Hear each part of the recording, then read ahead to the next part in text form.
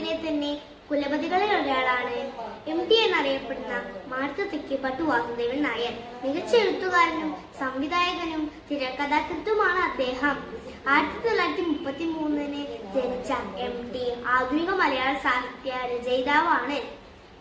The New York Herald Tribune നടത്തിയ ലോക ചെറുകഥാ മത്സരത്തിൽ MTക്ക് മലയാളത്തിലെ മികച്ച ചെറുകഥയ്ക്കുള്ള പുരസ്കാരം ലഭിച്ചു. 23 വയസ്സിലായിരുന്നു MT തന്റെ ആദ്യ നോവലായ നാലുകെട്ട് എഴുതിയത്.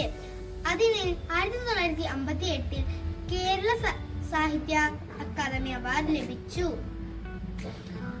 മഞ്ഞ്, നാലുകെട്ട്, കുത്തിയടത്തി, കാലം, അസുരവിത്ത്, രണ്ടാം മൂഴം എന്നിവയാണ് അദ്ദേഹത്തിന്റെ പ്രശസ്തമായ മറ്റു നോവലുകൾ. ജ്ഞാനപീഠം, പത്മഭൂഷൺ, JC ഡാനിയേൽ എഴുത്തച്ഛൻ പുരസ്കാരം, കേന്ദ്ര സാഹിത്യ അക്കാദമി അവാർഡ് എന്നിവയെല്ലാം MTയെ തേടിയെത്തിയ ബഹുമതികളാണ്. 54 സിനിമയ്ക്ക് MT തിരക്കഥ എഴുതിയിട്ടുണ്ട്. മികച്ച തിരക്കഥയ്ക്കുള്ള നാഷണൽ അവാർഡ് 4 തവണ MTക്ക് ലഭിച്ചു. MT ആദ്യമായി സംവിധാനം ചെയ്ത നിർമ്മാല്യം എന്ന ചിത്രത്തിന് രാഷ്ട്രപതിയുടെ സ്വർണ്ണ പതക്കം ലഭിച്ചു.